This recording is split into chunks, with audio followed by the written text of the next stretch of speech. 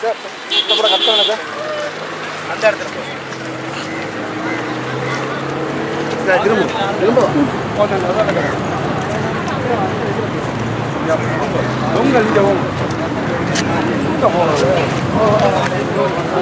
Road மாற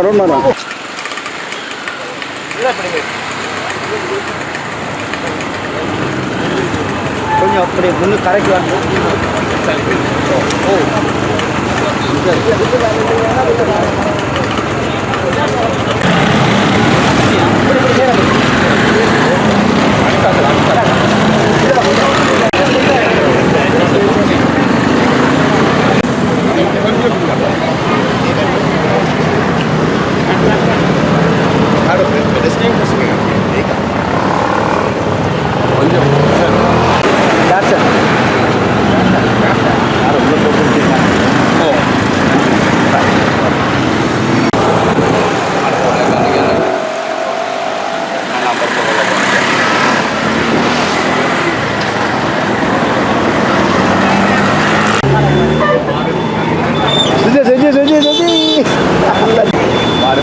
ada ayo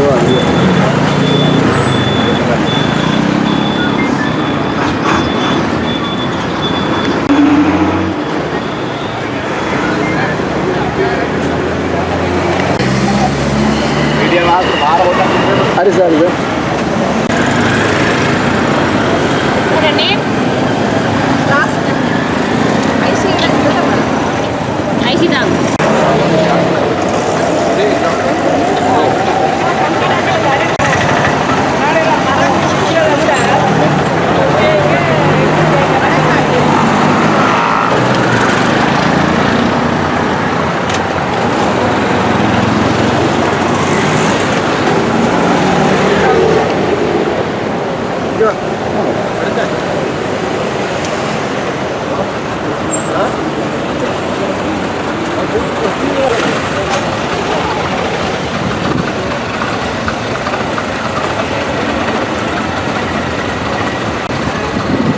முக்கியமான பேர் காட்ட இருக்கு.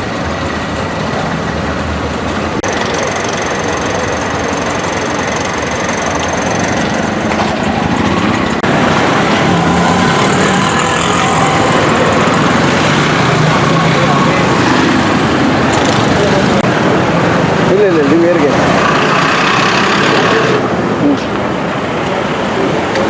அப்போ புக் பண்ணிக்கோ.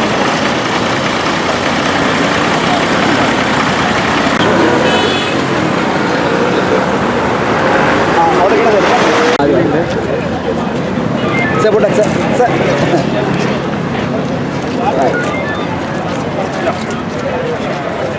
Jadi orang pasar Indo aja. Kalian ये जीप को करें जीप ले रहेंगे जय आप है वहाँ से नहीं जय ले रहेंगे जीप करें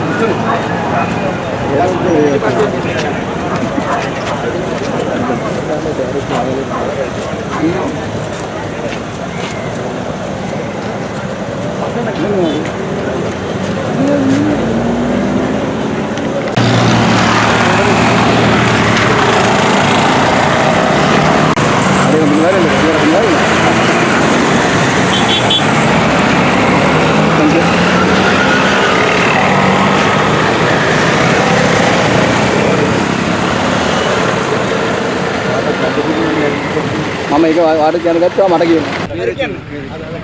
හරි. මගේ නම පෝල්. මම ඉපදුනේ පලාලි. අපි අවතන් වුණේ 1992 දැන් අවුරුදු 35ක් ඉවරයි.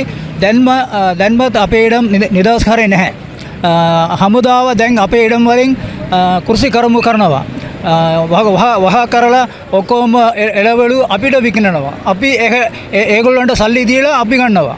අපිට ඕනේ අපේ ඉඩම්. අපි අපේ දෙමෝපියන් හම්බ කරලා මහන්සි වෙලා කම්බ කරලා හම්බ කරලා දේවල් ඔක්කොම නාස්ති කළා. ගෙවල් නාස්ති කළා. අපිට ඕනේ අපේ ඉඩම් නිදහස් කරන්න. අපේ ඉඩම් ඔක්කොම නිදහස් කරන්න.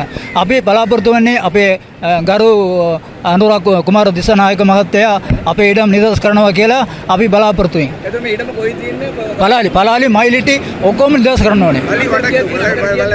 උතුරු නෝත් අකර ඒකරතන අකර 3000ක් තාම නිදහස් කරන්නේ නැහැ. தம்பி தம்பி தம்பி தம்பி ஆளை ரோட்டுக்கு பயந்து செய்யலாம்.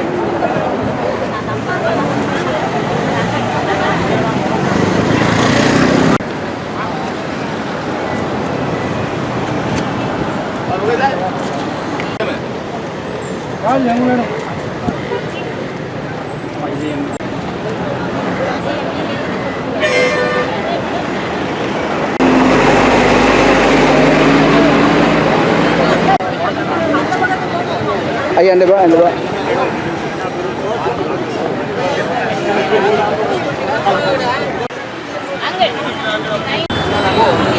மல்லி அந்த பா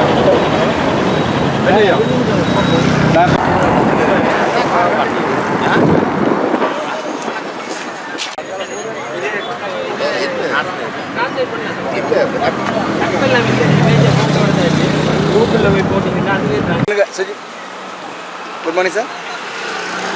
ಇದೆಂತ ಪಟಾಕತ್ತೆ ಸರ್? ಇಲ್ಲ ಇನ್ನು ಗೊಂಬಾರಿ ಹೌದು ಸರ್. ಮೆಜರ್ ಮಲ್ಲಿ ಮಲ್ಲಿ ಅನ್ನದ ಹೌದು ಒಟ್ಟಸೆ ಪಟಾಕತ್ತೆ ಸರ್.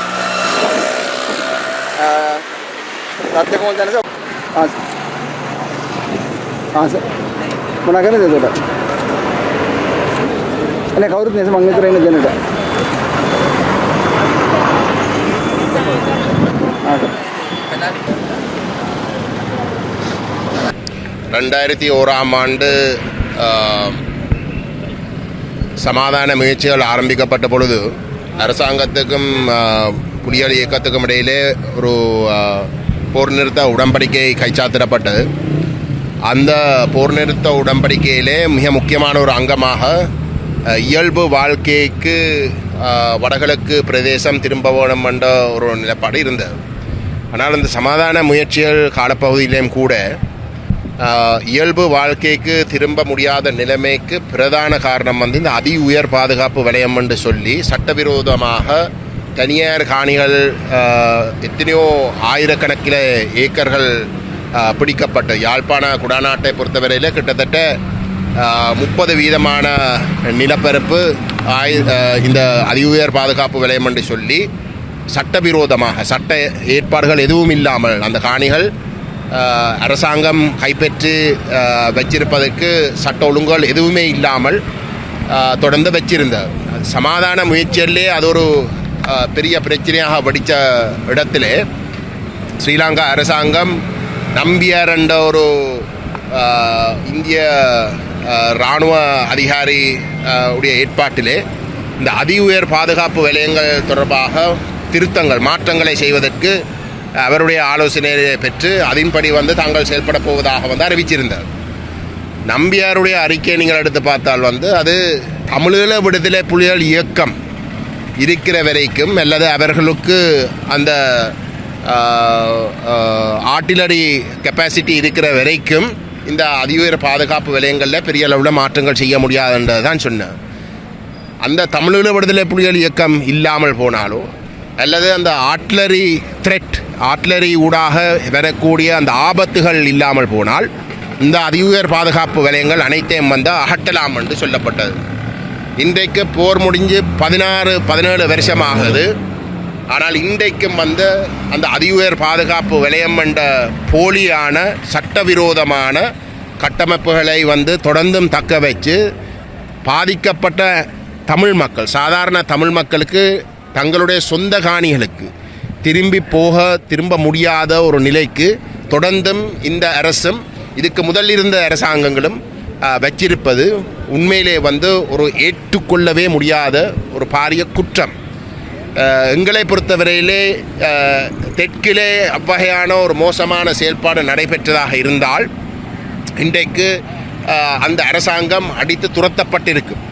ஆனால் தொடர்ந்தும் வடகிழக்கிலே வந்து எந்த விதமான நியாயம் இல்லாமல் நீங்கள் இந்த இராணுவ அதிகாரிகள்கிட்ட கேட்டிங்களா புலிகள் திரும்பி வரவே வராதுன்னு சொல்கிறீங்க. அப்படி இருக்க வந்து தொடர்ந்தும் இந்த அதிஉயர் பாதுகாப்பு வலயம் என்ற பேரில் வந்து பொதுமக்களுடைய காணிகளை இப்படி பறித்து வச்சிருப்பது வந்து முற்றிலும் தவறான ஒரு செயல்.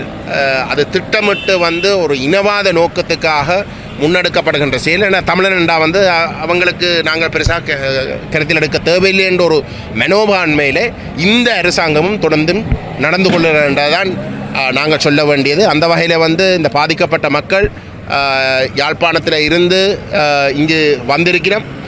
அவர்களுக்கு உறுதுணையாக நாங்கள் கட்டாயம் நிற்கணும் அடிப்படையில் நாங்கள் அனைவரும் வந்து இந்த போராட்டத்தில் வந்து கலந்து கொண்டிருக்கிறோம்.